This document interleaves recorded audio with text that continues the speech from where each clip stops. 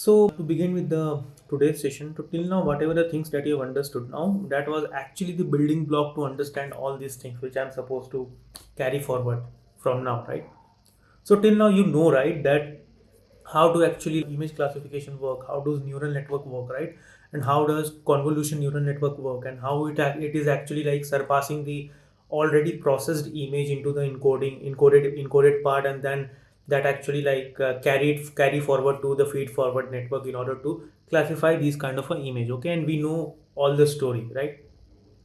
Now, I just want, so in today's lecture, I really wanted to like give you a little glimpse about something more inside it so that you should know, because as a computer vision engineer, you should know till the depth.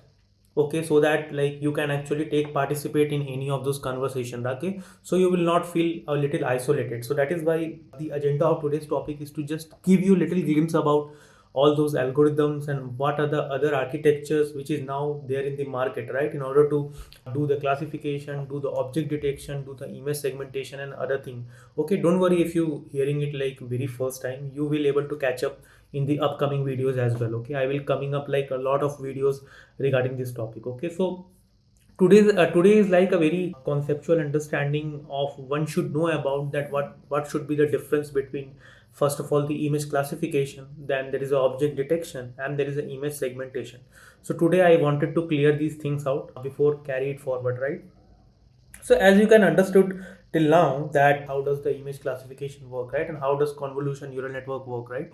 And I just want to give you a little glimpse about it. So if you really wanted to like try out depth to understand about the image classification, so there are many image classification model that has been tested and redefined by the lot of researchers. Okay, so till now that whatever we were using, so we were just using a very basic convolution network in order to just classify our basic domain of our own understanding, right? That whatever the image that we have, we just knew that how to classify these things, right? But let's say that if you really wanted to deep dive into the more research perspective, then you should actually know this kind of architecture. I'm not telling you to completely submerge into these kind of a thing, but you should definitely know the names of it. Okay, so when it comes to image classification model, there are few of those architectures which has been actually tested before. Okay, from the like the year of early 2000 till up to now, right? The progression started happening like year by year. Okay, and the researchers started coming with lot more precise image classification model, right? So earlier, I think it was actually started with the linear architecture. So I'm just telling you the different types of image classification model, right? That how many actually different types of classification model which is actually meant to do different kind of a classification. Okay, so let's say that there is a contest. Okay, there is a contest which is like the ImageNet large scale visual recognition challenge. Okay, so these were actually basically the problem where like a lot of text, handwritten text has been taken, and the researcher has to follow through and train their own classification model, so that at the very last stage, right, so they could able to come up with their own solution, and the best precise model would be given achievement award. Okay, and I think these kind of a thing. So let me just like go through the Medium article. Okay, so this I actually liked it a lot, you can also refer it. So this basically tells the CNN architecture. Okay, so as you can see that there is a LeeNet, AlexNet, PGGNet, GoogleNet, ResNet, and there are many more. Okay, and the building block is actually same, that whatever the concept that we have understood, the building block is completely like the all the things are base is actually same. Okay, so you would understand it by the go. So the point is like when, so earlier the model which came, the first classification model which came in early 1998. Okay, as you can see, right, that this is basically an image, right? So you're actually getting the image, then you try to apply some convolution neural network, and that is pooling, and then like a very traditional classification model, right?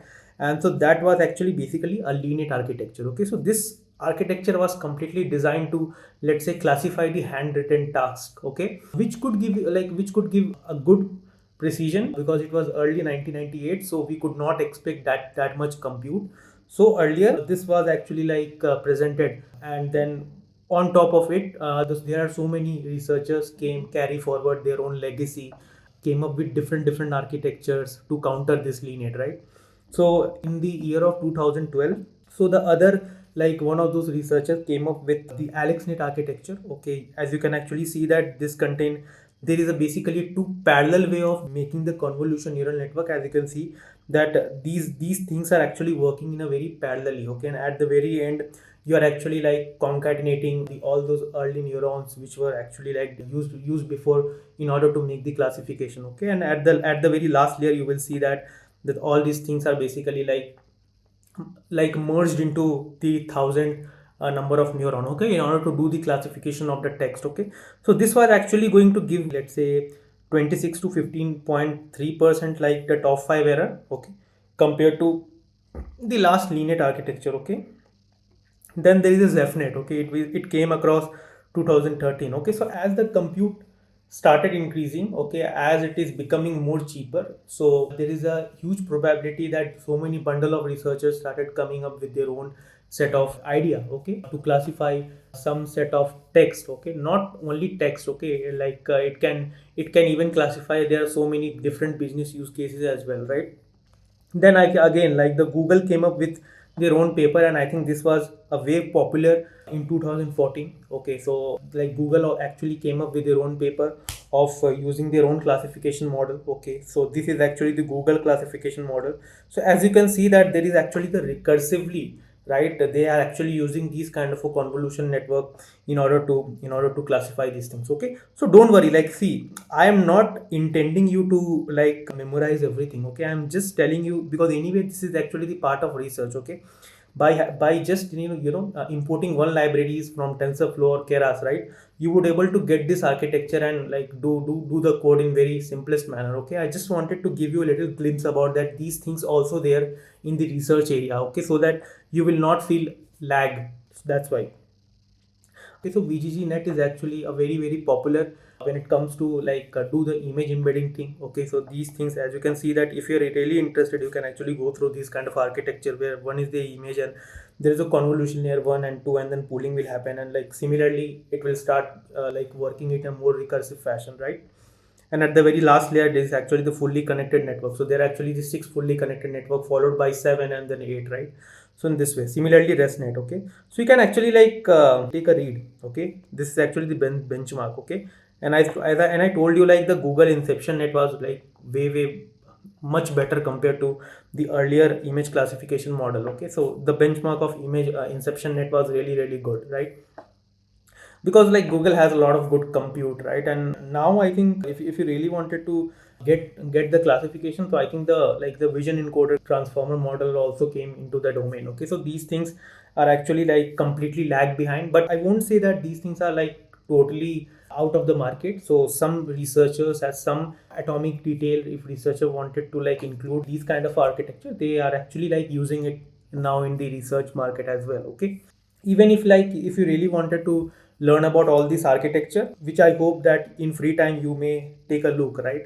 So you will able to like get a lot more insight from it. Okay, so yeah, that was basically my idea to give you a little glimpse about that these are actually the classification model. Okay, and you know the trick, right, that if you really wanted to do the classification, then what you need to do is that you need to actually pass it through the convolution neural network, and then you need to pass it into the feed forward neural network, and at the very last you are supposed to, if you're doing the multi-level classification, then again softmax, binary classification, then sigmoid, and then you know the trick, right, that how to do the image classification, because we have done it a lot more times in the previous lecture, right? So yeah, so this is actually important, right? So this you should definitely look into it. Okay, that which kind of a scenario you should use which kind of architecture. Okay, because these architecture are already pre-built, right?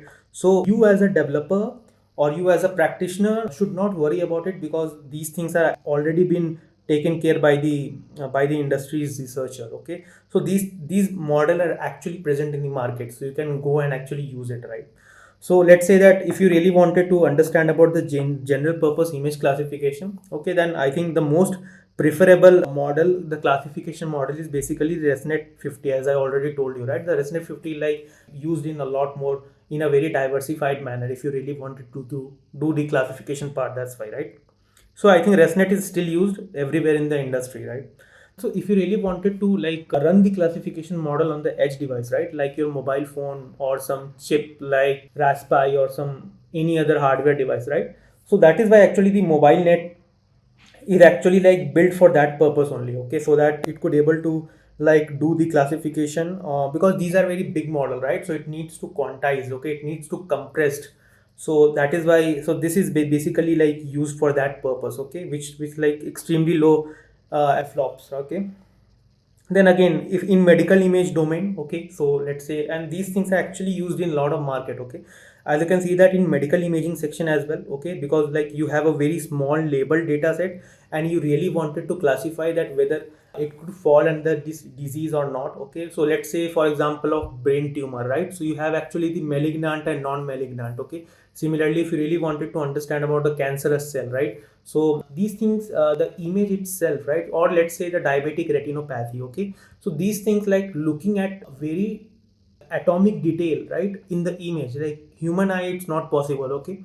So that is why these images has to go to the another CNN architecture, okay. So one of those CNN architecture is like DenseNet, okay. So these kind of architectures has been like purposefully used to like classify like the medical anomaly data set, okay. And these and all these things are actually trainable as well, so you can actually train it by yourself, okay, with using like 2 3 most commonly used TensorFlow libraries, okay.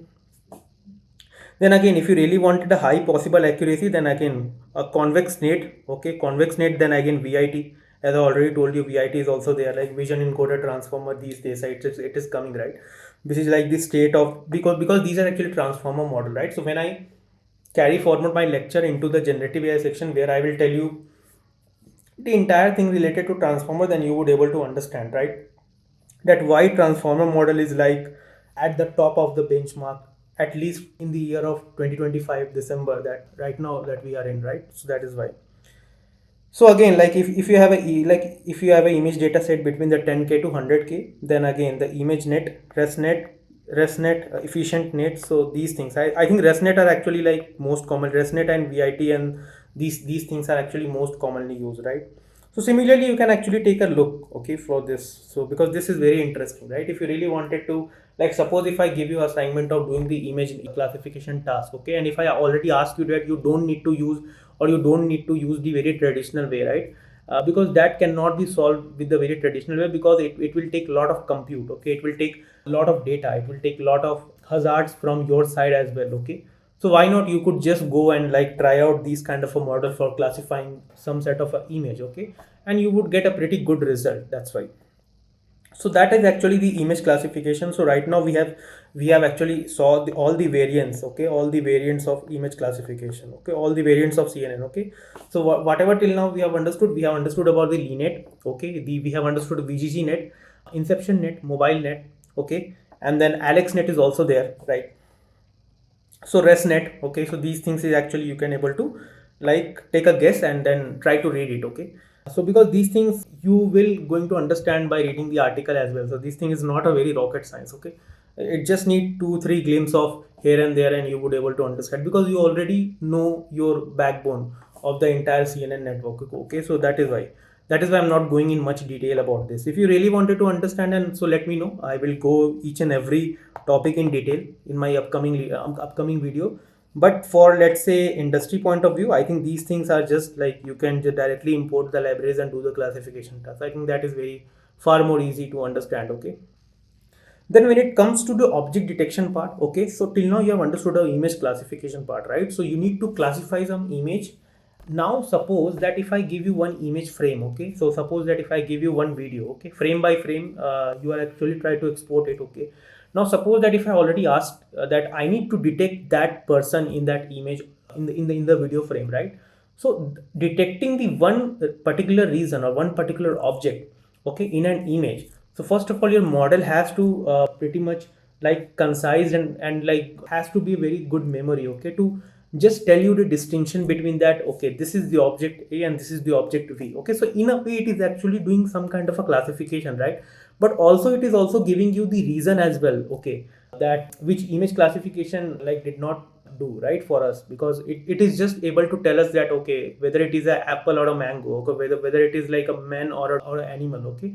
But it is not going to give you the reason, okay, that at which reason it is like try to see, right? So in order to like get the reason, okay, so first classification, and when the classification plus if you get the reason proportionality, in the image, then you can say that my classification model has been converted into the detection model, right? So that is why there is a new area in the computer vision which is like the object detection. Okay, so we will cover a lot more things in object detection. So I just wanted to like see you a little glimpse about these things. Okay, so see, when it comes to classification models, you know about this actually AlexNet, right? So AlexNet, VGGNet, ResNet, DenseNet, efficient VIT transformer, swing transformer, and then convex net, right?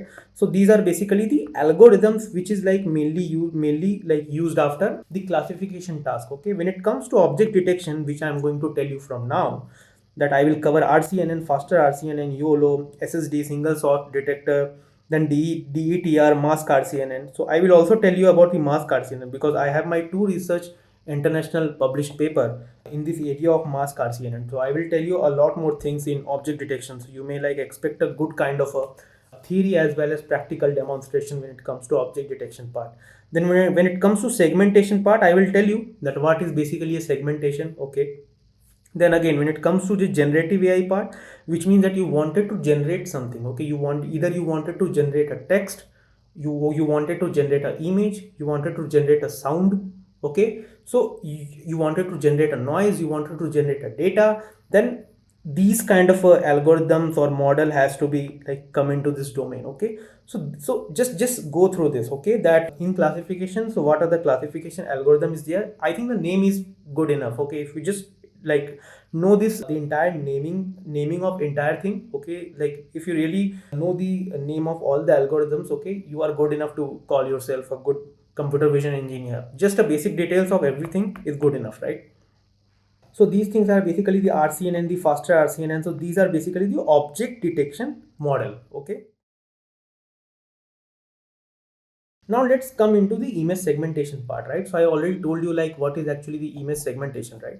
So when it comes to image segmentation, it means that first of all you need to detect the image. Okay, so first of all, let's say that you classify the image and you try to you means I am referring to model. Okay, so model try to like classify that this is the object, this is the image A, and this is the image B. Okay, then model also very intelligently try to like put the bounding box over it. Okay, so that it could able to detect and try to like do the distinction between the two classes with the bounding box. Okay, then we could say that this is basically the object detection because the object has been detected with the different classes. Okay, now when it comes to the image segmentation, okay, so segmentation means like you wanted to do a pixel wise clustering, okay, over the set of detection. Now what does that mean? It means that let's say that image segmentation is basically a three types. Okay, so there is basically the instant segmentation. I will tell you everything. Okay, there is semantic segmentation, right? Segmentation, and the third is basically the phenoptic segmentation, right? So when it comes to let's say the semantic segmentation, so it means that all the pixel which has the same semantic meaning, right? So it should be actually segmented with some more or less similar semantic color. Okay, and let's say that all those pictures is actually having a different semantic meaning. Okay, so they will be classified into different semantic color. Like for example, if you see that roads, right? So road are basically the like in the gray color, right? And if I really wanted to do the segmentation, so all this road color, right? So I can basically like cluster this because if you see the road color, right? So it all road color is basically in the gray color. Okay, so their pixel might be in some range. Okay, it will not go like before the lower bound and after the upper bound. Okay, so let's say that a pixel difference is, so this is like this standardized picture. Okay, so let's say that let's say that a pixel is basically this one. Okay, so within this area you can actually tell that I have basically a gray color. So you can basically like try to the segmentation of this area. Okay, which means the road part. Okay, because these are actually belonging with the same pixel kind of a like value. Okay, similarly let's say car. Okay, so when I say car, so car may have let's say the other kind of a pixel. Okay, these have a other kind of pixel. Similarly men, so men may having the other kind of pixel, right? So these are actually like denoted with the different color. Okay, so these are basically the pixel level segmentation. Okay, where I wanted to cluster all these same kind of a object by comparing the pixel level annotation. Okay, So this is basically used for come under the topic of image segmentation, okay, where I wanted to segment the image, okay. And there are actually a lot of image segmentation model as well, okay. So recently, like Meta has also come up with the like SAM model, okay, segment anything model. I'll also show you that. That's very interesting, okay. If you really wanted to try it on the very live camera, so you would able to like do the segmentation model really well. Like when it comes to the YOLO E model, right? So YOLO E model is also a good kind of a segmentation model, okay, and it is actually like giving a very good FPS, okay. So you can actually record a video and use the YOLO E or SAM model, and you would get a pretty much good FPS of video with the segmentation part, okay, with the different colors and origins. So that's really interesting to have a look into this. So now let's just dive into, without wasting time, let's just dive into the object detection part, okay. So I told you that object detection, there are many variants, right? So the first is like RCNN, okay, then Fast-RCNN, faster, and then YOLO, okay. So these things, see, these things I could just go and directly like jump into the YOLO model, okay. But see, I really wanted to be honest with my teaching, okay. So that's why I really wanted to go a deeper, okay, so that your mind could like accustomed to all these things, okay, so that you yourself feel very conducive whenever these kind of topics arrive in any AI discussion, okay. So you will feel little confident about it, right? That what other things is there, right? So yeah, that's why I really wanted to like touch each and every topic, okay, and like from the beginner to medium level, so that you can actually have a participate in the conversation, okay. See, when it comes to RCNN, okay, so when it comes to the object detection model, right, so there is a evolution phase, okay. So earlier the people used to do the object detection by using the RCNN model, okay. I'll tell you about this model as well, okay. Now the other thing is like after this the Fast-RCNN has been evolved, okay. Then after this some Faster-RCNN has been evolved. Then after this YOLO, like the king of all model, okay, the you only looked once, okay, this is actually the model full form, okay. So this is actually like till now has been used by a lot of industries, right? So even like we for our own object detection model on the edge device are actually using the YOLO model. So we try to train our own YOLO model on the basis of that. Okay, so don't worry, we'll go each and every part in detail. Okay, for YOLO we will have a different separate lecture of training part, like doing everything, data pipelining and everything. Okay, so for now let's say that like when it comes to RCNN, okay, so RCNN, if I give you a very simple practical example that what is basically RCNN, so just think about this way, okay. So let's say that you have an image, okay. Now whenever you wanted to like try to detect the object through RCNN, okay, so what researcher has actually came up with, so they have actually used the algorithm which is like selective search algorithm, okay. So they have actually used the algorithm which is like selective search. So what does selective search do is that it will just randomly like take out all this reason, okay. So let's say that from this, let's say that I have 16 by 24 image, okay, so these many dimension, okay. So what I will do is that I will try to run the selective search algorithm over it. Now this algorithm is basically try to like fetch out the different reason of the image, okay. So suppose that if I get 2000 such different I would say the parts of the image, okay, and all this 2000 has to basically pass let's say to the CNN network, okay, to do the classification, okay, that let's say that these things, okay, so these things actually has to pass, and each will be one by one, okay, and this will take a lot of time, okay. So this will like take around 1 minute just to say that the man is basically present inside this image or not, okay. So this is very slow. If I go into the diagram, you were able to understand, okay.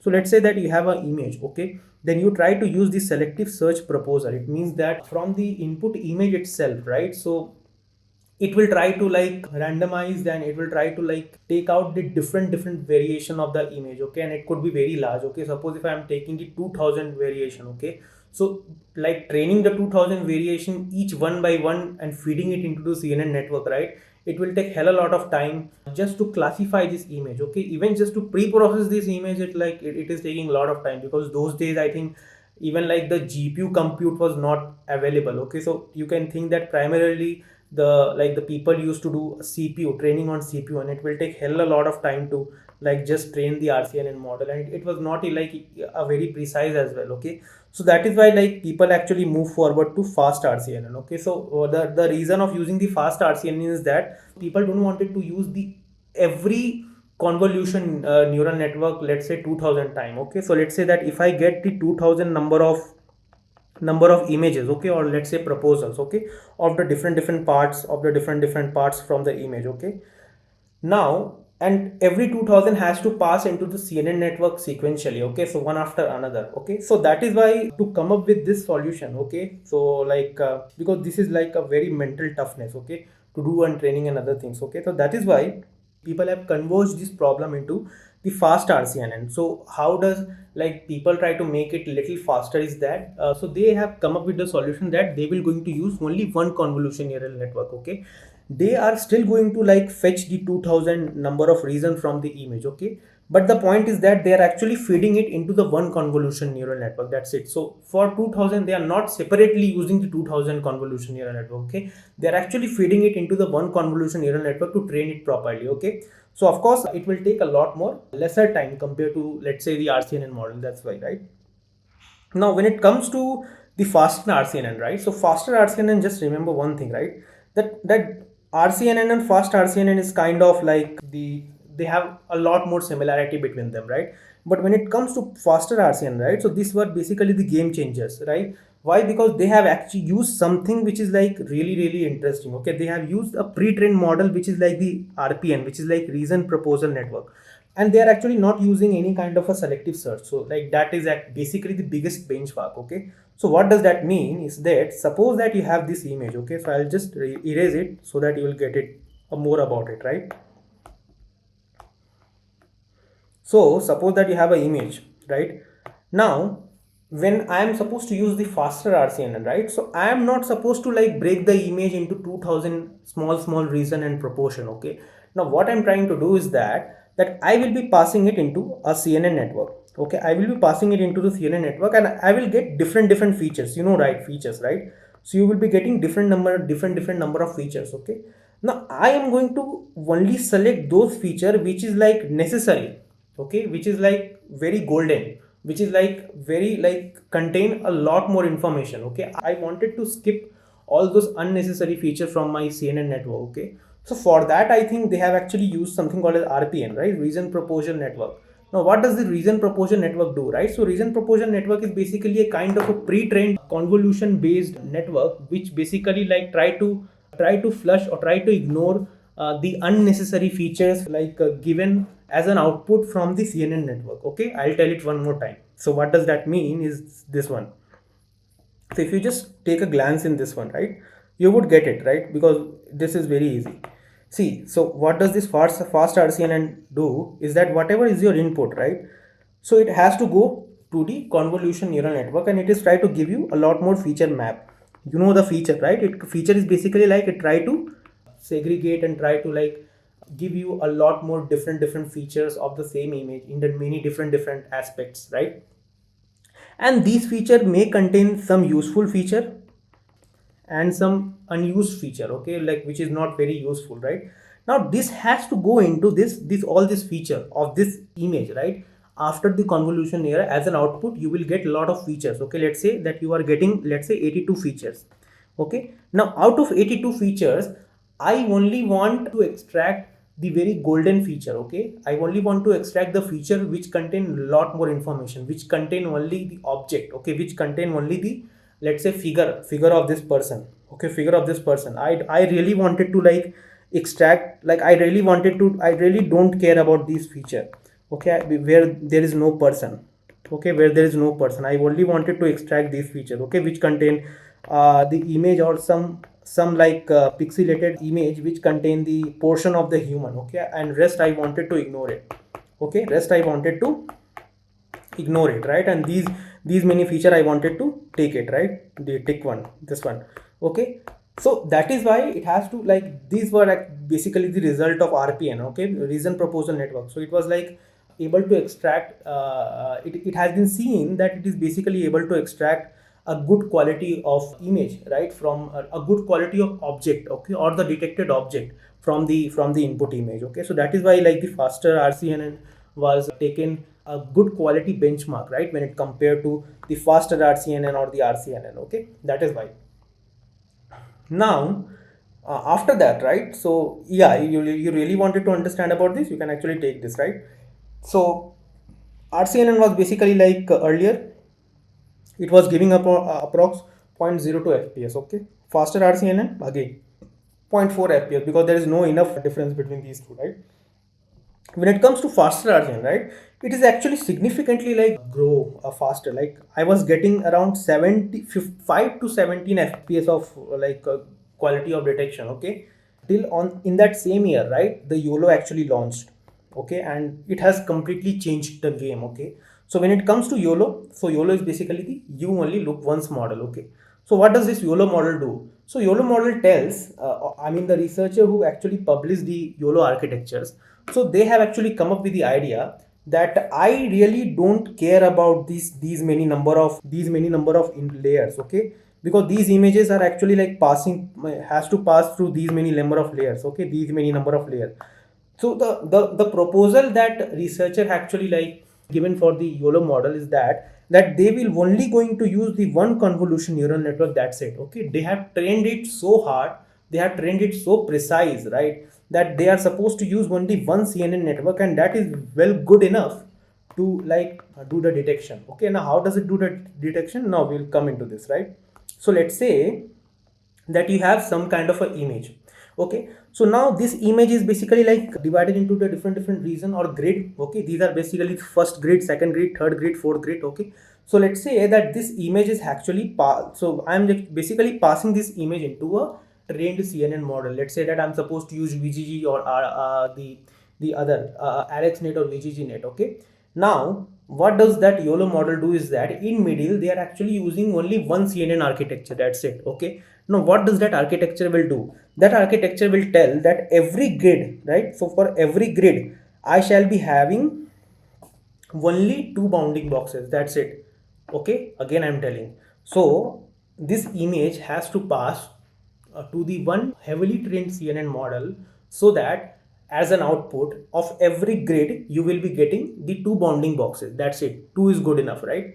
And the two bounding boxes, so this one, right, see, simple and easy. Image is divided into the grid. Let's say that I have this image which is 6 by 6 image, right. So each grid is going to predict the two bounding boxes. Okay, and for each bounding boxes I have 4 coordinate, because when I say bounding box, right, so bounding box means what? So let's say that I have some detected some image, right. So as a user you should know, right, that on the base image what should be the reason where my detected object has been found out. Okay, so that is why it has like peripherized into the bounding box. Okay, so the bounding box will be having the 4 coordinate. Okay, I mean this coordinate, this coordinate, this coordinate, this coordinate. Okay, so that you will get a rectangular shape of box. Okay, so that you would visually able to see that this is my detected object. Okay, this is my person, this is my balloon, this is a tree. Okay, so that is why.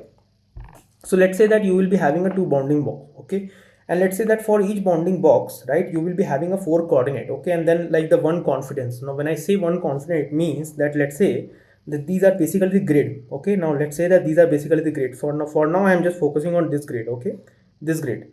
So for this grid you will be having a 2 bounding box. Okay, so 2 bounding box, let's say for this one bounding box, and let's say that another bounding box like this one. Okay, and let's say that apart from the bounding box I will be also having some kind of a confidence score. Okay, now what is that confidence score? So confidence score is basically tell that whether this leaf, okay, that how probable outcome is that this is basically the leaf, and how probable outcome is that this is basically the non-leaf. Are you getting it? So see, this one, if I just segregate into this one, so only this portion is basically leaf, right, and these are actually not leaf, right. So if I just try to draw the bounding box, the 2 bounding box over here, like the one bounding box here and the one bounding box here. Okay, so let's say that this is my bb1, and let's say that this is my bb2, right, the bounding box 1 and bounding box 2. Okay, so I am actually getting the more probable outcome of this having a leaf, right, from the bounding box 2 compared to the bounding box 1. Okay, so I will just going to ignore the bounding box 1. Okay, so And there is one more thing, there is something called the intersection over union. Okay, so what does this intersection over union is going to tell? So intersection union going to tell that how the two bounding box, how well it is actually intersected between these two. Okay, how well it is actually intersected. So let's say that it is basically intersected more than 50%. Okay, it means that both the bounding box are able to detect this as a leaf, right? And let's say that if it is less than 0.5, it means that the other bounding box may not able to detect it, right? But the other one is actually detected, that's why, right? So this is why. So that is why I need only two bounding box, right, of my in the one grid. Okay, similarly it so happen in the other grid as well. Okay, and I will be getting some kind of a score. Okay, so let's say that for this having a grid, I am getting the score as, let's say, 0.45. Okay, similarly for this one I am getting the score as, let's say, 0.32. I mean the maximum bounding box which has detected that this is basically a tree. Okay, the maximum of the confidence score. So see, the maximum of I am taking the confidence score of bounding box 1 and bounding box 2. Okay, so from this bounding box, for this having a leaf, I am getting 45%. For this bounding box, this having a leaf, I am getting 32%. For this bounding box, I am getting 17%. So similarly for this one, I am getting 0%. Right, so for this one I am getting, for this having a leaf, I am actually like having a ball, I am getting 0.28%.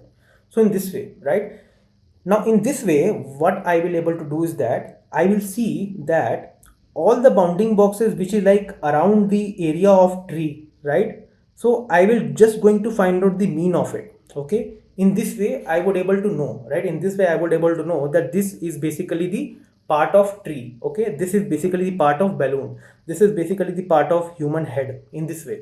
Okay, again, so confidence score, if the object, and let's say the IO, so if the confidence score is, let's say, greater like less than 0.5, so we are going to ignore the bounding box, right? So similarly you would able to get this YOLO detection pretty well. Okay, because the YOLO has to pass through the one single CNN network, right? And so again, this is the S by S grid. Okay, so this is basically the first one. Okay, you can actually see, right, that each grid will be having the two bounding box. Okay, and each bounding box is able to like designed or trained, right, to use to able to detect the object, right? And finally all these bounding box is like merged into the one big bounding box to detect or to give you the accuracy of the detected object, that this is basically a dog and this is basically a cycle. Okay, and this is basically a car. Okay, so that is why like the YOLO is more precise. Okay, and if you really wanted to do the class probability map, I already told you, right? So if the bounding box has been like within the same class, so they has to be come under the same cluster. Okay, if the bounding box is basically the another class, so this has to come into the other cluster. So in this way the YOLO model has been trained. Okay, so till now what the things that you have understood about these things is that, so my agenda of like my main motto of telling you all these things, right, so that you will get a little more confidence about like learning these things. Okay, so like what things you have learned today? So you have actually learned today the image classification. Okay, the object detection, the kind of object detection. Okay, the types of object detection, what are the algorithms. Okay, you can actually like repeat after me, right? So in image classification, what are the things that you have learned, right?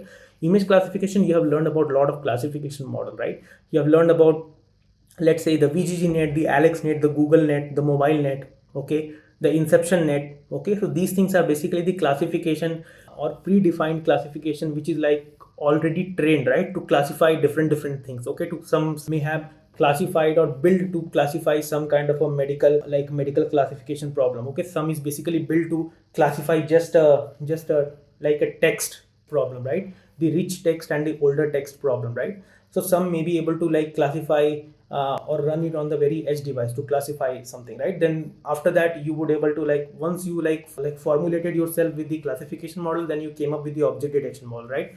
So in object detection, like you see the evolution, that what are the object detection earlier people used to use, right?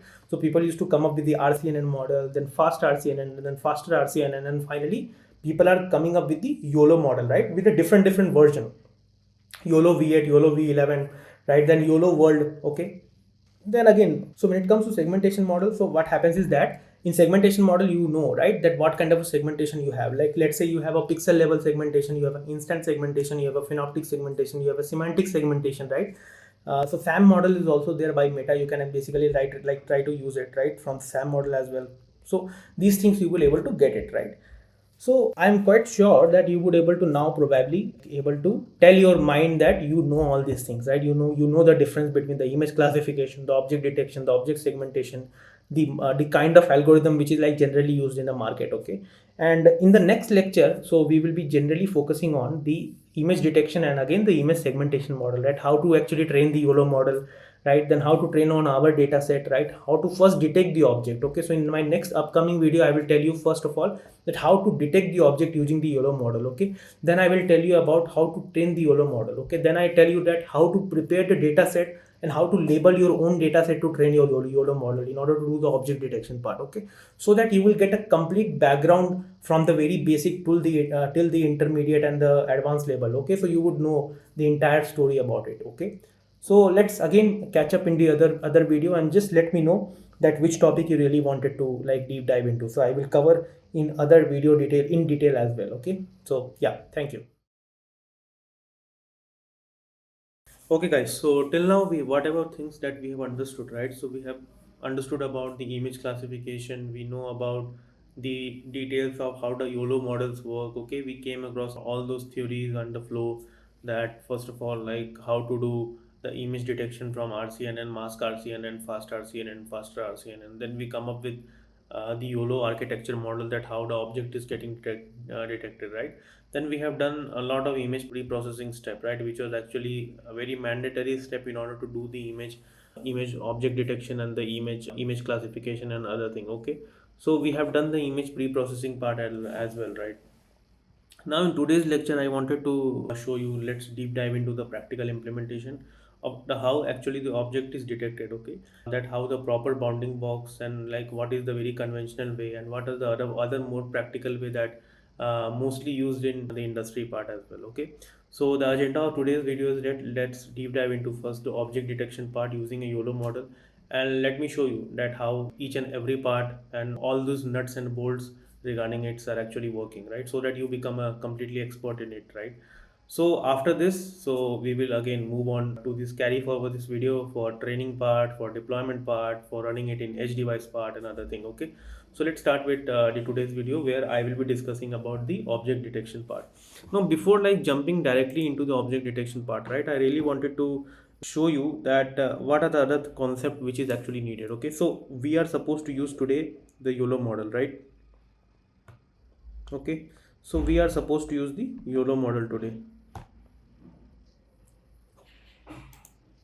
right? YOLO model for detecting the object. Okay, so we are supposed to detect the object, right? Now in order to detect the object, right, using let's say the YOLO model, right? So what are the other things like we need to first of all know about thing? We know about YOLO model, I hope you guessed it, right? We know that how this actually model works and other thing.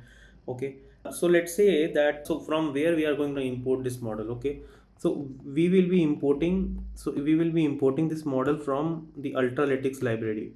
Okay, so Ultralytics is basically the one common source where actually like you can generally try to import the YOLO model. Okay, and then try to like locate the YOLO model into your local system, so that it will save into .pt file. I will tell you each and everything. Okay, then again you are supposed to use this .pt file to detect the object into your local system as well. Okay, now from where you will detecting the object, so either you can actually detect the object on a single image or set of image, or let's say video. Okay, or let's say the live streaming, right? So there are many ways you can actually like try to detect the object. Okay, now the other thing is that let's say that you have actually like used the YOLO model, right, and you have actually detected the object. So for example, let's say that this is my image. Okay, so let's say that this is basically my image, this one is basically my image. Okay, now from this, like what will you see? You will see that that this is basically one person. Okay, now let's say that this is like the object which has been detected, this is the other object which has been detected, this is the other object. Now this is basically some flower pot, this is basically a pillar, right? This is basically a pillar, which means that these are actually the bounding box, right? So this is actually the bounding box 1, these are actually the bounding box 2, this is bounding box 3, this is bounding box 4, this is bounding box 5. Okay, So total we will be having a list of 5 bounding box. Okay, so this is actually the containing the coordinate of, let's say, the detection of the first person. The other is basically containing the coordinate of the detector or detection of second person. Similarly, detection of third person, detection of fourth person, and detection of fifth person, right? So it is going to contain the bounding box of all the detection, all the detected object. Okay, now I really wanted to like make your concept clear about these things. Okay, so let's say that you have a detection, right? So let's say that once you have actually detected the object, okay, let's say that you have actually detected one person. Okay, so you have actually detected one person. Now for person you will be getting some bounding box. Okay, all bounding box means the 4 coordinate. Okay, let's say that I am actually getting the pixel wise 4 coordinate. Let me show you that I am actually getting 140, 150, 360 and 480. Similarly, I'm just taking the random number just to show you. Okay, so let's say that these are basically the coordinate that I will be getting. Okay, which means that these are basically the top left coordinate and these are basically the bottom right coordinate, and from this you know the story that how to create a bounding box, right? Now the point is, if we are actually detecting the object from the YOLO, okay, and the bounding box that you will be getting, right? So let's say that these are the bounding box you will getting. Okay, now it will not follow the very conventional way. So what it does is that the first number, right, in the bounding box detection you have the four number, right, the four integer, or let's say a floating point number, right? The first number is basically your center of x. I will show you what it is. Okay, the second number is basically the center of y, right? The third number is basically, let's say, this one, the height. Okay, and then let's say this is basically the width. Okay, so this is not the top left or bottom right corner. YOLO as a model, okay, it is try to give you the coordinate of the bounding box. Okay, and the coordinate that you will be getting, right? So that coordinate, the first 2 number in the coordinate, you will be getting the bounding box of the center coordinate. Okay, which means that suppose if I tell you this one, right? So suppose that I tell you that this is my object. Okay, this is one of those objects that has been detected, right? So this is basically my center coordinate, which is like cx and cy. Okay, this is basically what my center coordinate. Okay, and this is, let's say, this is basically your width. Okay, and this is your height, right? Now suppose that if you really wanted to like find out the coordinate of this one, okay, so how will you basically try to find it out, right? Because you need something called as top left corner and top right corner. Okay, so how will you actually find it out? So can you just write something like this? So can you just give the basic calculation and can you just write, let's say that this is my x1 and y1, right?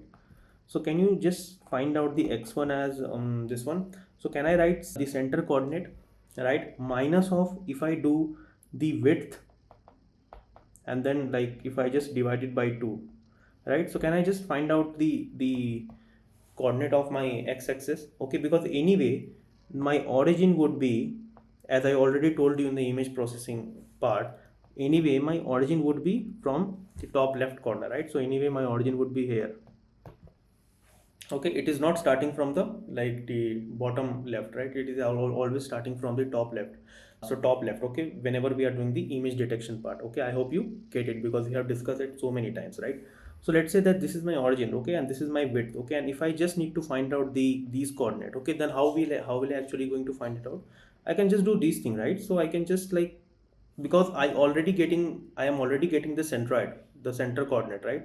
So can I just like take the difference of the center coordinate like by the half of the width, so that I can actually get the x1. Similarly, if I need to find out the xy, so can I just write cy minus of height of like per se divided by 2. Okay, so that I will be getting this one. I hope you get it, right? So similarly, let's say that I need to find out the bottom right coordinate. Okay, so how will I actually going to find it out? I can actually find out in this way, right? So let's say that x2 and y2. Okay, so can I write c of x plus width divided by 2? Can I just write in this way, divided by 2, right? And can I just write c of y plus height divided by 2, right? So this is the coordinate that I got. Okay, this is the coordinate that I got, which means that I am getting x1 and y1 and I am getting x2 and y2. And will this sufficient enough to draw the bounding box? The answer is yes, it is sufficient enough to plot the bounding box. plot the bounding box over the image, right? So I hope you get it. So again, what I wanted to tell you is that just remember one thing, okay? Just remember one thing, guys. It is very simple. I just wanted to like take you through this concept because you see a lot of video where like you won't get this concept. People will directly like try to use some kind of a wrapper or an API just to like do the, so just to try out, just to plot this bounding box over the image, okay? They won't tell you the very basic like how does it work, okay? So what I already told you is that from the YOLO model, again I'm repeating this, right? So from the YOLO model, whatever the object that has been detected, right? Let's say that you have a 5 object that has been detected. So for 5 object, you will be having a coordinate, okay? You will be having a detected coordinate. So the first 2 coordinate will be your center coordinate, okay? The center of X and Y, okay? And the other 2 coordinate is basically your height and width, okay? So that you later do the calculation on this to find out the top left corner and the bottom right corner, okay? So that now it will become sufficient enough for you to draw the bounding box. That is why I'm actually doing this, okay? Because I already got this coordinate from the detection done by the YOLO model. Now I am actually like post processing this coordinate by taking the difference of by taking the difference from center coordinate minus of half of the width, okay? Similarly for like the x2 and then y2, and then I will be getting these kind of a coordinate which is well and sufficient enough to draw the bounding box, okay? Now let's jump back to code, okay? I think you have like understood this part, so I think we will be jumping back to the coding part, right? That how I am actually supposed to use this, right? So now let's move into the training part, okay? So for now I will be showing you the first of all the detection of some objects on the video as well as on the image using a YOLO model, okay? So YOLO, as you know that you know all the architecture of YOLO and other thing, okay? So what tools I am using today? So I will be using the Ultralytics, okay? So let me show you. So Ultralytics is basically a repository, right, which contain all the tools and requirements, and from this like you can also, it is very easy for you as well, right? So that you can actually like try to load the YOLO model very easily. Another thing, okay, you can do so many things. So I will show you one by one. So for now, if you just wanted to go to the Ultralytics website, so you will see that they are actually doing so many pretty amazing things when it comes to the computer vision, okay? The object detection part, the surveillance part, the pose estimation part, the segmentation part, okay? And then many different activities as well. If you go to docs Ultralytics, as I told you, always follow the docs, right? So if you just go to Ultralytics docs, you will see there are so many, right? So like then they have already like segregated everything, that how to basically train the model, how to do classification, how to do training, validation, predict, how to export the model, how to track the image. I will cover everything, okay? So for now, if you really wanted to like go YOLO GitHub, right? So this you will find out the Ultralytics YOLO, and from here I will be showing you that how to do the object detection part, right? Now before that, I really wanted to show you that whatever the things that I'm doing in today's lecture, okay? So I am actually like taking the already pre-trained YOLO model, okay? I'm not training by myself, okay? The YOLO model is basically by default pre-trained on the 80 class data. When I say 80 class data, so it is actually, let me show you COCO data set, right? See, so COCO dataset is like basically a huge bundle of dataset which contain like a lot of image, okay, on which the YOLO model is basically trained, okay. If you wanted to see the class, so see these many classes on which the YOLO model, which I will be doing this for detecting the object in today's lecture. So that is basically trained on these 80 classes, okay. Now I will later show you that how can you basically like train the pre-trained YOLO model on your own use case, right? So let's say that if you wanted to detect some object which is not, which like your by default YOLO model has not been trained on, okay, and you wanted to detect the object on your data set as well. So usually Ultralytics also provide you the training documentation as well, that how do you basically like train your YOLO model on your use cases, on your business understanding and other thing as well, right? So for now, I will be using the YOLO pre-trained architecture, which has been trained on this 80 class dataset. You can see that it is like traffic light, bench, birds. So normally, whatever the things we normally usually see in day-to-day lives, so most of the object has been covered in this dataset, okay? And so yeah, let me just go to the documentation part. So these are basically documentation, right, where I will be using the detect. So I will be showing you that how to basically do the object detection part, and then later we will cover up all those different applications of the object detection through Ultralytics by importing the YOLO model from the Ultralytics library. And later I will show you the RoboFlow as well. Okay, the RoboFlow is also one of those so one of those like a tool where you can actually like try to label your image, like do the detection, do the object counting, and do any like so many other things. Okay, so Ultralytics and RoboFlow. Okay, so we will be like hopping into these two things, so that we will be primarily sticking these two tools in order to do the object detection for our use case. Okay, so let me do the object detection part. So let me just open any ID. Let me create one new one. So this I'm actually like creating a new one, right? So let me open one project. So this must be present somewhere here. Okay, so I'm nothing but I've just like created one separate repo or a separate folder just to do these kind of experiment. Okay, so yeah, let me increase it first. Okay, so now we will be dealing with, first of all, let me create one the environment. Okay, so yeah, right. So first of all, I will be creating one environment. So environment is what, where all our necessary packages should be installed. Okay, so first of all, we need to create one Python environment. So for that, I will be using Python. Let's say first of all which version it is I have, I need to check. So Python 3 hyphen version I need to check, right? So I'll be using this Python 3.13 version. Okay, and let me just create an environment. So I have already created, I am showing you the command that how can actually like create.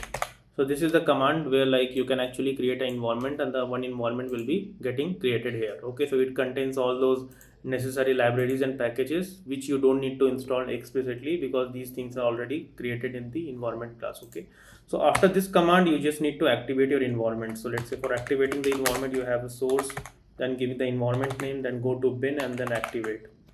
Okay, so this environment has been activated and you are good to go. Now before like creating the environment, you need to create a requirement.txt file. Okay, so what is requirement.txt file? So requirement.txt file is basically containing all those requirement which I will be needing it like into the projects. Okay, so like before making this project, first of all, the number one step is to create an environment. Number two step is to create and collect all the necessary packages and requirement which is basically in future you may need, right, in order to import some library in the projects or extra dependencies, right? So you will be putting all these things into a one physical file .txt file into the requirement.txt, so that I'll be using these things like to like do my things, right? So I don't need this one, I need this, and I need this, right?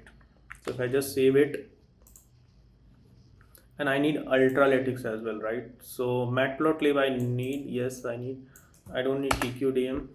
So Python multipart I don't need, below I need request, I need OpenCV I need, and I need Ultralytics, right? That's it. So pip install -r requirement.txt. Okay, so all my requirement is getting installed here. Okay, installed where? Installed in my environment. Okay, because I will be working in this environment.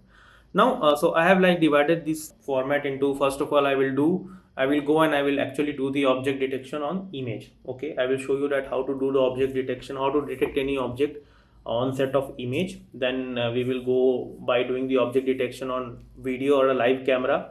Then I will show you the object detection on how to do the object detection on very edge device. So physically I will take one edge devices, let's say Raspberry or Halo Accelerator or Jetson or any edge devices possible for now. So I will show you that how to basically like try to do the object detection on the edge devices and install it and like make it on-prem working in your own system, or how to deploy it. So I will tell you each and everything step by step. Okay, so let's first like dive into doing the object detection part. So I've already created one testing file. Okay, so that you just need to sit and watch and clear your concept. Of course you can do it by like you can parallelly start doing following my lectures. You can actually like parallelly start doing by yourself, like, but I want you to like see this, visualize the concept, and then like look into this and then do it. Okay, and this, in this way, like you will be learning more in a very matured way, right? So what I will be doing is that first of all I will be importing the YOLO model as usual, right? So from this I will be actually importing this YOLO model. So let me like select one Python environment. Okay, now let me install it first. Okay, now let me install this YOLO model, right? So this is like the model is equals to YOLO. So from this I have just imported the YOLO. So inside this YOLO I will be using different variants of YOLO. So your YOLO 8, YOLO V8, there are other variants of YOLO. Let me show you that variants as well, right? So let me just go and show it to you. If you wanted to see the variants, so there is actually a benchmarking as well. YOLO version benchmarking. See, so there are many different versions of YOLO. Okay, and like currently we are actually using the YOLO 11 version. Okay, so you can actually like try to use different YOLO versions. So for each version you will be having the set of model. So some will be like the very small model, some will be the model which having a medium size, some model will be having a large size depending upon your system requirement. So I am using the YOLO V11 model. Okay, now let me go to the code. So I'm actually supposed to use the YOLO V11 model. So all these things you will get into the Ultralytics documentation. I will share or pin the documentation and other file below so that you can actually try it by your own self, right? So let me just install the model. So this is what my model is getting installed over here. Okay, you will see that now this is my local model. Okay, so now I don't need any dependencies to like install and looking at the model and calling it as an API, because these models are already like present over here. So YOLO v11.pt. Okay, pt is basically pre-trained model. Okay, so this model has been used. So let me just try to predict. Okay, so let's say that this is my one image. Okay, this is the image of a bus. So let's say this is my image, looks like. So the earlier image which I already showed you in the image pre-processing part, so this is the image. Okay, and I wanted to like try to do the image detection part over here. Okay, so let me just cross it over here, right? So now it is what it is doing, because I have already imported the YOLO pre-trained model, which is actually trained on lot of different 80 classes, right? So out of these 80 classes, whatever the model will see, they will try to detect. Okay, so let me show you that what the model is actually detected. So if I just try to like do the results, right? If I just try to do the results, right?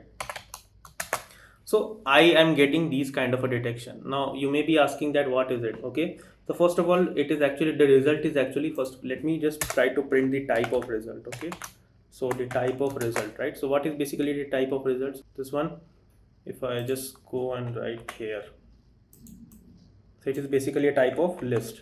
Okay, it is basically a type of list. Now what does this result contain? Okay, what does the result contain? So result is containing, first of all, it containing the list of bounding boxes, it containing the key points. Okay, mask, the names, which means the name is going to contain all those 80 classes, and all those out of all these 80 classes, like up to 0 to 79. So out of all these 80 classes, each will be having its own class ID. Okay, now from our given image, like from our this input image, so it will try to match that which ID is having a more confidence score. Okay, so let's say that whichever is having a more confidence score, so it will try to detect that object and try to plot the bounding box over it. Okay, so this is my results looks like. Okay, now let's say that if I also try to deep dive into the results, now what it should be. So let me just see that, because it is already a list, right? So I wanted to see what is actually present inside the result, right? So let's say that in result, so what I wanted to see is that I wanted to see the bounding boxes, that how many like bounding boxes is actually plotted. Okay, so let's say boxes, if I just plot. Okay, and let me just use it, right? So let me just else print it, right?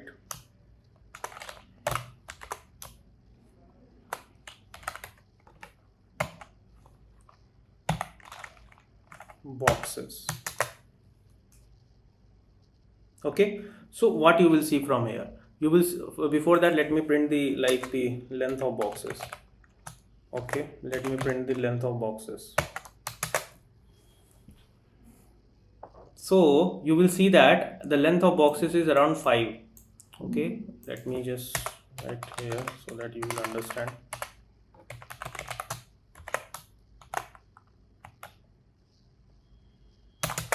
So what it is that so it is completely detected the 5 object. Okay, so now whatever my YOLO pre-trained model is based on the given input image, so it has actually detected the 5 object, and this is basically the bounding box of that object. Okay, this is like the bounding box of the first object, this is like the bounding box of the second object, third object. If you wanted to print the bounding box, let's say in a pixelated format, so you can actually try X, Y, W, H, which means the xy, which means like this is basically the center, like the center coordinate, so center of x and center of y, and then this is basically the width and the height. Okay, similarly, let's say, so this is, let's say that out of this is like the one image frame, and this is the bounding box I have. Okay, so for this bounding box, let's say the middle part is basically your x and y, which means your center of x and center of y. Okay, and then this is basically your width, and this is basically your height. I hope you get it, right? So if I just wanted to print this, right, so I will be getting this thing, right? See, now I'm getting much more in a clear fashion. Okay, so I will be getting the first detected object, and this is basically the center of x and center of y, and this is basically the width and the height. Similarly, the second detected object, the third detected object, the fourth one, and the fifth one. Okay, and let's say that if you really wanted to like plot this, right, so plot this detection over the image, right, so how will I basically do that thing? So again, I will go each detection and I am going to plot it, right? So let's say that for result, right, so let's say for result, in results, right, so I am going to plot the result, right? So let's say that I am going to plot the, so let's say that I will be result dot, I'm going to use the plot method, right?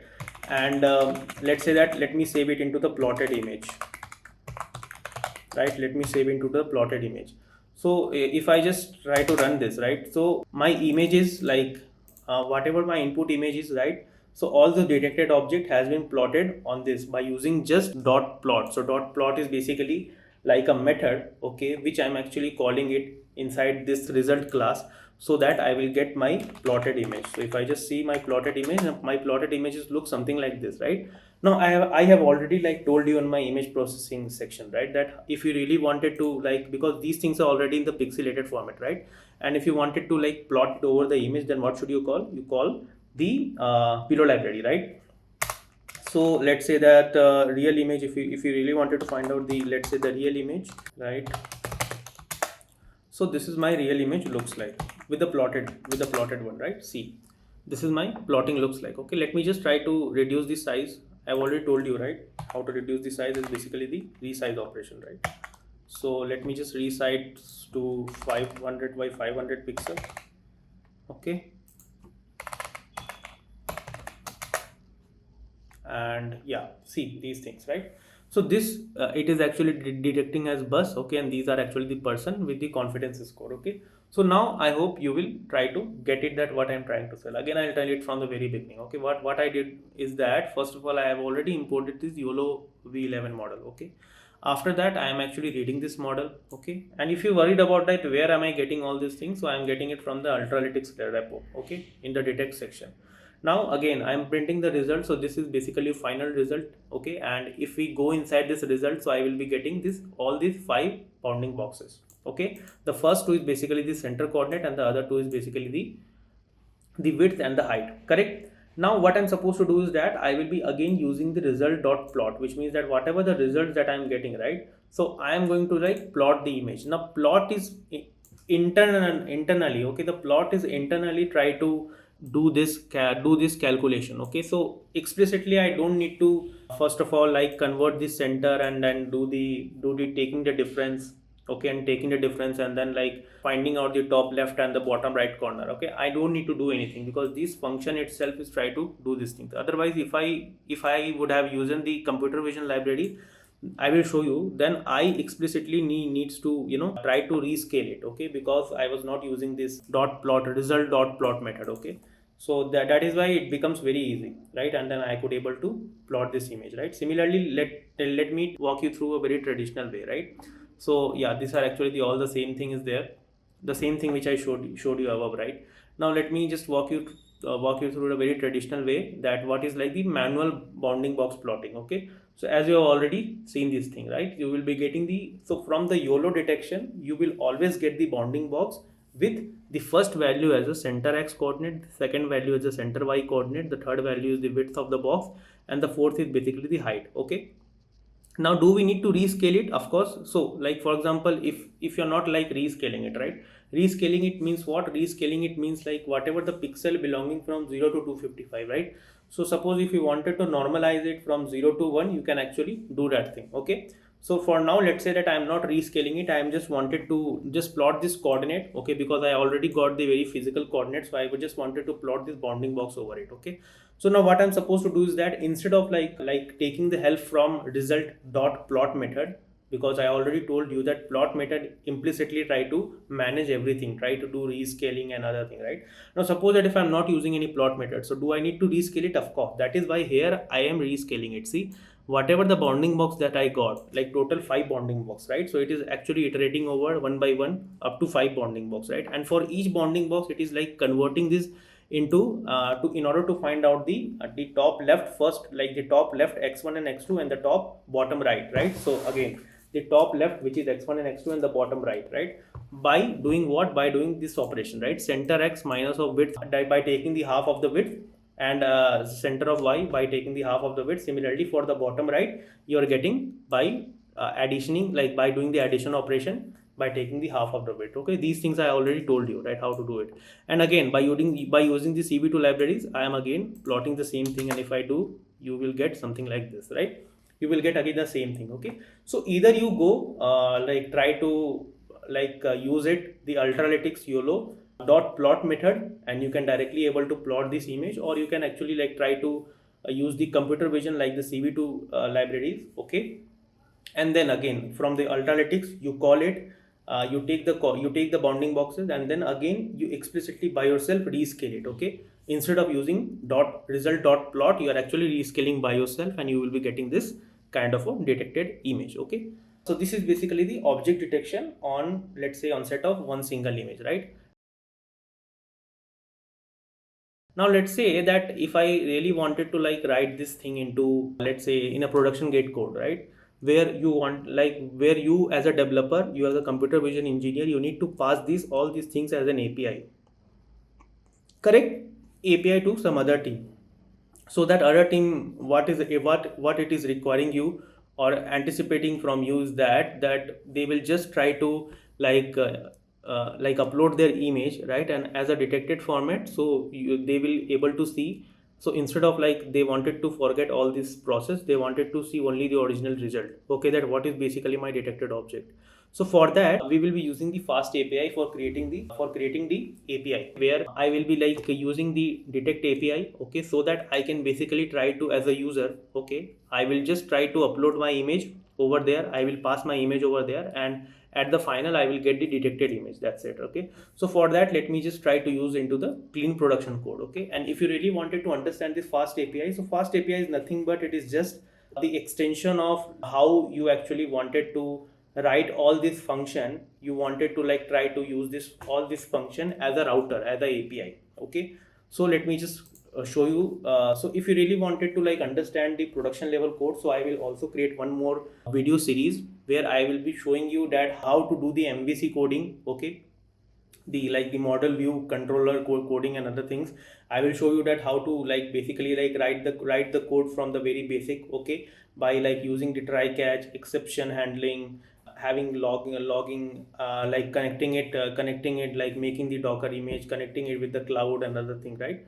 So that is for the later video. Okay, for now I will show you that how to write like a one single file. In the one single file, how do you basically try to accumulate everything in a very cleaner manner. Okay, so for that, again, the first step is that you will try to like import all those basic libraries which is actually needed. Okay, which is basically needed for you in order to do all this operation. Okay, then I will be calling like the fast API. So I already told you, right? So if you really wanted to understand the fast API, you should follow the documentation part, right? So if you really wanted to understand, you can just go and just follow the fast API documentation. If I see this thing, so let's say fast API documentation, right?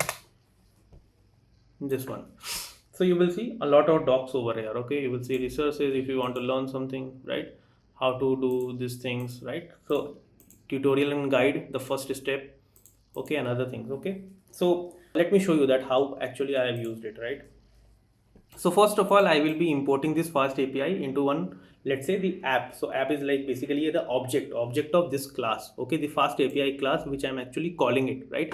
Now again, the YOLO model, because I will be loading the model, and this is basically the pydentic operation. When I say pydentic operation, it means that I don't need to call this class with an object. Okay, externally I don't need to like create an object. Okay, I will just going to call this pydentic base model, and I can just use this class as an object. Okay, so let's say that inside this whatever the class I have like used it, right? So inside this class, so I can directly call the class name, and then let's say dot, and then all the method name. Okay, I don't need to like call the object of it. And there are other useful cases of pydentic operation. You can like try to do the experiment by yourself. Okay, so this is basically my response body. Okay, this is basically my health body. So this is like, these are the class which I have actually created it by myself.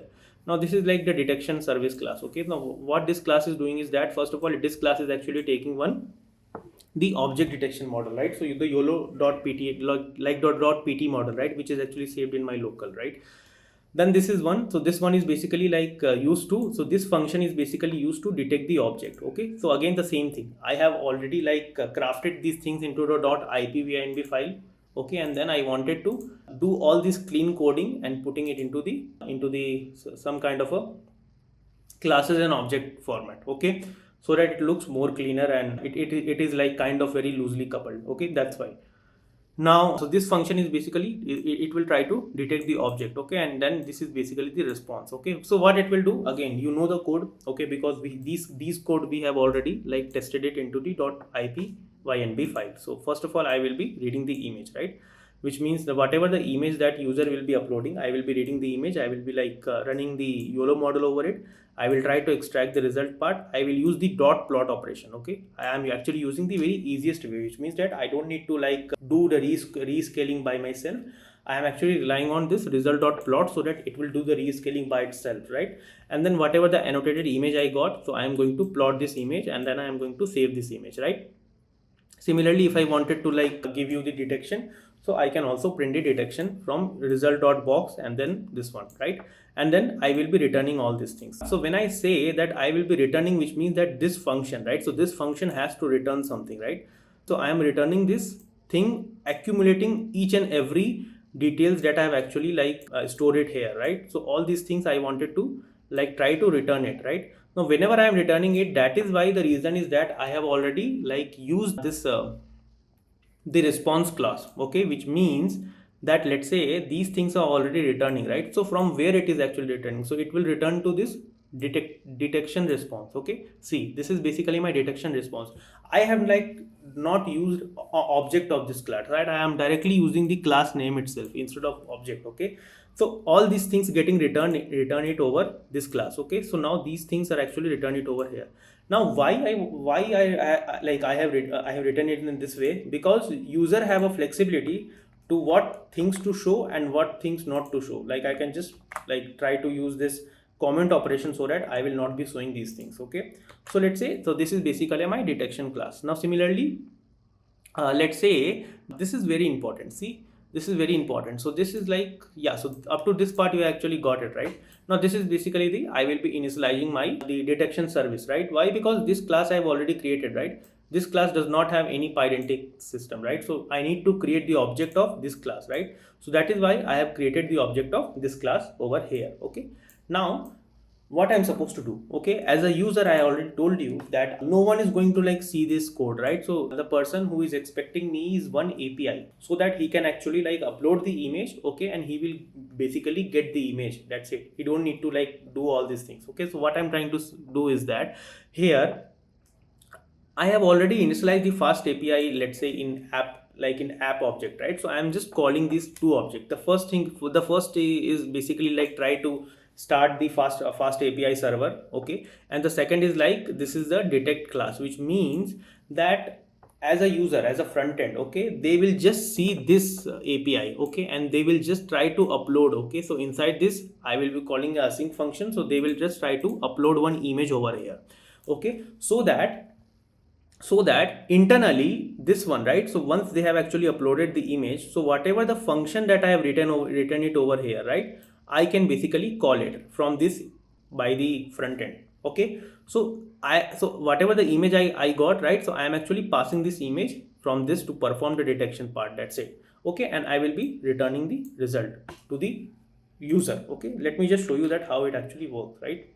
So this has to be taken for a separate session where I will tell you, but I am assuming that like you know these much details of Python, okay, because this class is only like specific to object detection, okay, but still I am like telling it from the very basic, okay, so that you can actually refresh it. But these things, these are the Python, like the other Python coding and other things, like how to like do write the code into the classes and object way, how to use the pydantic, how to use the FastAPI, right, and how to write the code in a very modular fashion. So these things I am expecting that you should know, okay. If you don't know, just let me know so that I can create a separate lecture on how to do the production level coding, okay.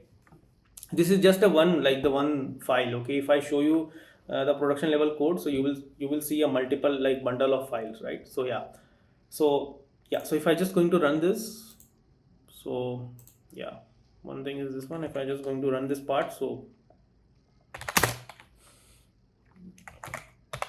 object detection image,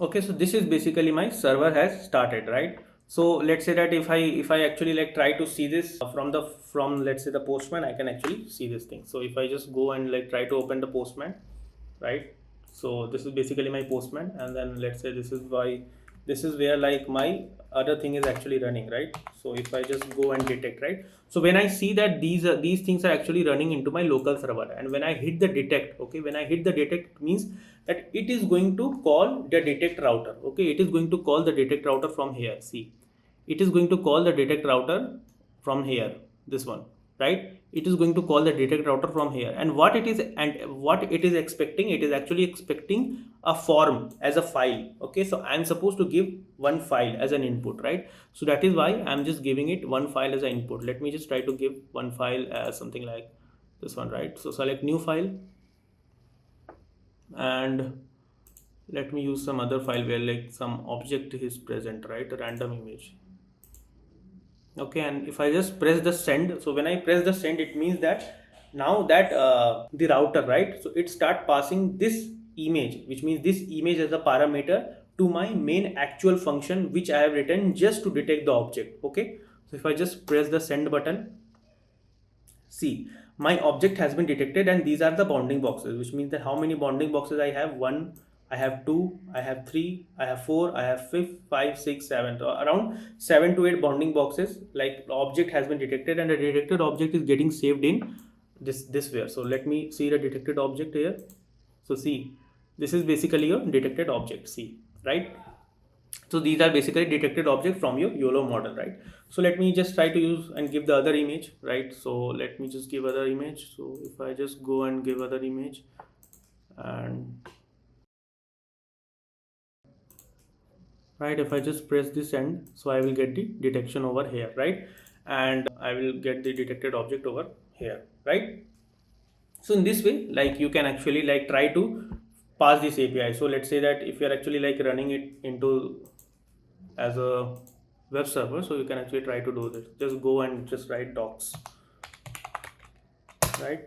So see, this is basically in the form category, okay. So inside the detect, if you just wanted to try it out, choose the file, right. Let's say I'm choosing this one. If I open, if I execute, so I will get the detection, right. I will get the bounding box over here, okay. And then these are basically my detected object, okay. And then later I will show you that if you wanted to like pass this into some GCP bucket, you can actually like try to use everything, right. So I will show you. So this is just a 2% of what we do in the production level coding, okay.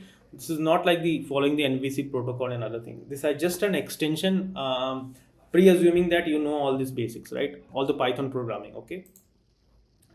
So yeah, these things is basically like is when you are actually focusing on the object detection part from the YOLO. Okay, if you really wanted to like understand more about the YOLO, so I would urge you to go into the YOLO documentation here. Okay, go to the YOLO documentation, just copy this link.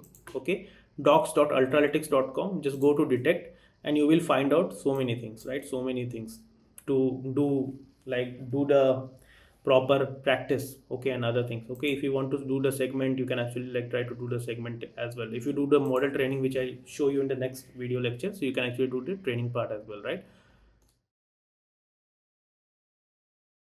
Okay, so now let's try to understand about the object detection on the video part, right? Video, and then let's say the live streaming, right? So if I just going to give you the RTSP link or any other live sources, then how do you actually like try to detect the object over that using the YOLO model, right? So till now, whatever the things that we have done, so we have actually detected the object on single set of image, right? Video is nothing but it is just a combination of all those frame, okay, all those multiple frame. If you just going to combine it, so it becomes a video, right?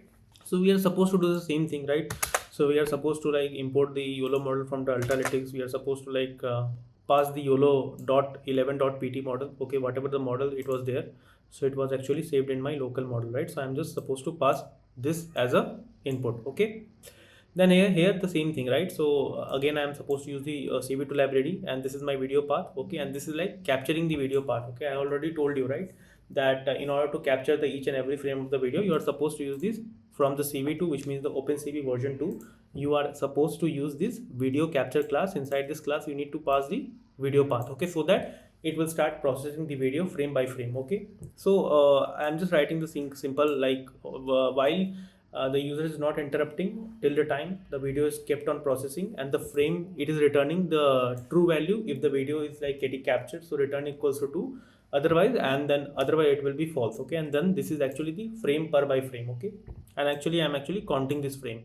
Let's say that I wanted to like count every 20 frame, okay. So I wanted to like process my object detection on every 20 frames. So I am processing the object detection on the image itself, right, by taking the frame by frame from the video, okay. So that's it.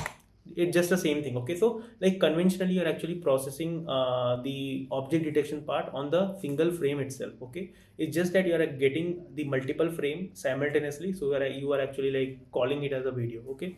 So let's say that for every 20 frame I wanted to like do this, like I wanted to measure the object detection part. I wanted to like save it into the result. This you already know, right? I have already showed you before. And then you wanted to plot it, and then you wanted to show it, right? So if you're just going to run it, okay, and then like till the user is interrupting, okay, and if I just going to run it, so you will see that my video, the object is getting detected at every 20 frame, okay. So every 20 frame the object is getting detected over this video, okay.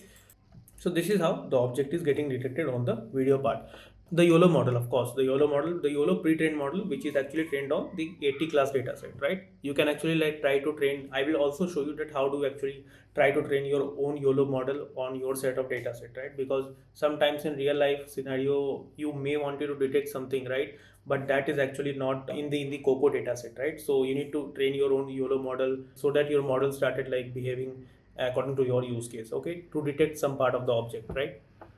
Now I will also wanted to show you that this is the live streaming which is running, okay. So this is like somewhere between the California, okay. This is actually a traffic camera, and this is like the live streaming is running, okay. So you can see that live streaming is actually running something like this, right? If I go back,